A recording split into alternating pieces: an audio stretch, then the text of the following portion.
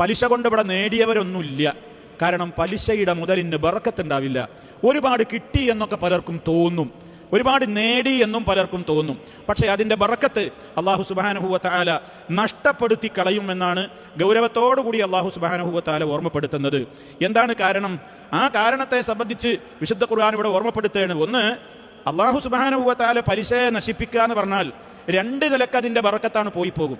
ഒന്ന്, ഭൗതികമായിട്ട് തന്നെ അതിൽ ബറക്കത്തുണ്ടാവില്ല.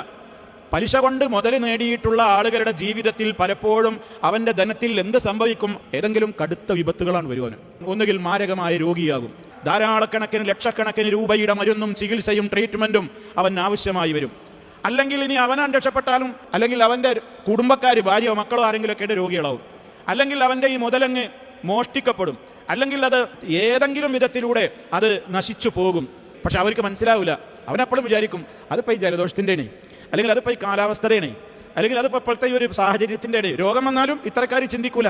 ഒരു മുഅ്മിൻ എപ്പോഴും ഒരു ചെറിയ അസുഖം വന്നാൽ പോലും ഇതെൻ്റെ വല്ല പാപങ്ങൾ കൊണ്ടുമാണോ എന്ന ഭീതി വിശ്വാസിക്കുണ്ടാകുമ്പോൾ, ഒരു നിഷേധിയെ സംബന്ധിച്ചിടത്തോളം മാരക രോഗം വന്നാൽ പോലും അവൻ അതിന് തബീഅത്തിൻ്റെ, പ്രകൃതിയുടെ കാരണങ്ങളെ കണ്ടെത്താനാണ് പരിശ്രമിക്കുക.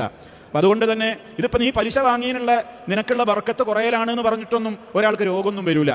പക്ഷെ അവൻ ആ കിട്ടിയതാണ് ബർക്കത്തുണ്ടാവില്ല. അതാണ് തേഞ്ഞു മാഞ്ഞു പോയിട്ടുണ്ടാവും. മല പോലെ അങ്ങോട്ട് അക്കൗണ്ടിലേക്ക് വന്നിട്ടുണ്ടാകും. അത് മഞ്ഞു പോലെ ഒരിക്കലും അങ്ങോട്ട് പോവുകയും ചെയ്യും. ഇനി അവൻ്റെ അടുത്ത് ഒരുപാട് ഉണ്ട് എന്ന് വിചാരിക്കുക. അവൻ്റെ അടുത്ത് ഉണ്ട് എന്ന് വിചാരിച്ചാൽ തന്നെ പലപ്പോഴും അത് അവന് ഉപകരിക്കൂല എന്നാണ്. അവൻ ഫക്കീറിനെ പോലെ ജീവിക്കും. ഒരുപാട് പൈസ അക്കൗണ്ടിൽ ഉണ്ടാകും, എന്നാലും അവൻ പറയുന്നത് ഇല്ല ഇല്ല ഇല്ല എന്ന് പറയും. ആരെങ്കിലും ചോദിച്ചാൽ തന്നെ പറയും ഒന്നുമില്ലപ്പോ, എന്താ ഇപ്പം അങ്ങനെ, എന്താ അവസ്ഥ എന്നൊക്കെ ചോദിച്ചാൽ പറയും അങ്ങനെ തട്ടി മുട്ടി അങ്ങനെ ഒപ്പിച്ചു പോണു, വലിയൊരു ഗുണമൊന്നുമില്ല. എവിടെ ഒരുപാടുണ്ട് അവൻ്റെ അക്കൗണ്ടിൽ. പക്ഷെ എന്നാലും അവൻ്റെ മുഖത്തും അവൻ്റെ സംസാരങ്ങളിലുമൊക്കെ പച്ച ഫക്കീറിൻ്റെ, ഒരു പാവം സാധുവിൻ്റെ പെരുമാറ്റവും വർത്തമാനവും ഒക്കെ ആയിരിക്കും ഉണ്ടാവുക. മര്യാദക്കൊരു നല്ല ഭക്ഷണം പോലും അവൻ കഴിക്കൂല, ബഖീലായിരിക്കും. അങ്ങനെ കൂട്ടിവെച്ച് അവനാണ് ജീവൻ പോവും. പിന്നെ അവൻ്റെ ശേഷക്കാരായിരിക്കും പിന്നെ അത് കൈകാര്യം ചെയ്യുക. രണ്ടായാലും സ്വയം നാശത്തിൻ്റെ കുഴി തോണ്ടുകയാണല്ലോ ചെയ്യുന്നത്. ഒന്നുകിൽ സ്വയം ഉപകരിക്കാതെ തന്നെ രോഗിയായിട്ടും ആപത്തുകളാലും കഷ്ടപ്പാടുകളിലും ഒക്കെ അങ്ങനെ വന്നിട്ടുള്ള ഇൻകമുകളൊക്കെ പോയിട്ടുണ്ടാകും. രണ്ടാമത്തത്, ഇനി അതൊന്നും അല്ലെങ്കിൽ തൻ്റെ ജീവിതകാലത്ത് തനിക്കൊരു ഉപയോഗപ്പെടുത്താവുന്ന ഒരു മാനസികാവസ്ഥയിലും സന്തോഷത്തിലും എന്നുള്ളൊരു ജീവിതം അവന് കിട്ടൂല. എന്നും അവൻ്റെ മനസ്സ് എപ്പോഴും സംഘർഷഭരിതമായിരിക്കും. ഒരു സമാധാനം എന്ന് പറയുന്നത് ആ മനുഷ്യന് ഉണ്ടാവില്ല. കേൾക്കുന്നവർക്കും കാണുന്നവർക്കും ഒക്കെ കുറേ ഉണ്ടാവും അയാൾക്ക്. പക്ഷെ അയാളുടെ ജീവിതത്തിൽ ഒരു സ്വസ്ഥതയും സമാധാനമൊന്നും ഉണ്ടാവില്ല. രണ്ടായാലും ഫലത്തിൽ അതിന് ഉപയോഗം അയാൾക്ക് ലഭ്യമാവില്ല.